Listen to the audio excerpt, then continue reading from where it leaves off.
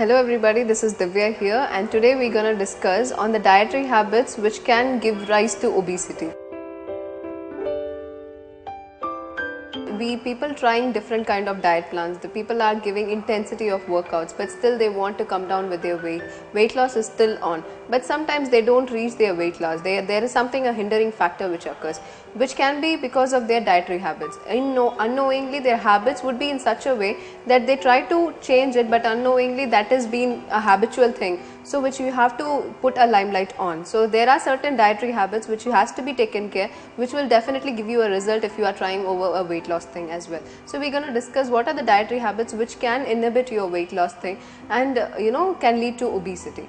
So there are certain things like 3 more primary dietary habits. For example, if you are into watching TV or you are into your workplace, you have the habit of something munching into your some commercial product or some processed product. So if you are unknowingly, you never know how much quantity you have been consuming, because your over concentration over your work or either into your system or either into a TV. So late night movies after your working hour, you would be exhausted physically, but you're getting engrossed into a movie and unknowingly you will keep munching over the processed, a packet of any chips or crunches, something like that. So you never know how much calories you are consuming, and post sunset the calories are not going to be burned. It's just going to stay stagnant into your body and turn out into cholesterol. So this is one of the primary dietary habit which has to be taken care. The habit of munching something when you are being concentrating on something else. The habit of eating along watching a TV should also be taken care. It shouldn't be appreciated right from the childhood to the kids as well. The second dietary habit is like improving on physical activity. Currently the lifestyle has been so sedentary lifestyle that everybody's working environment also is not being too much moving. At the same time, when it comes to kids also, they are not been moving too much.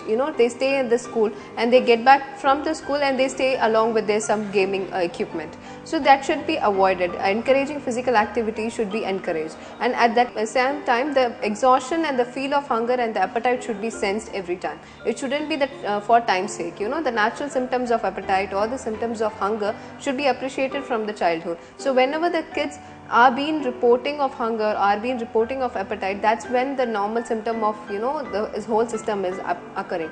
But if the physical activity is completely low, there wouldn't be those symptoms being natural.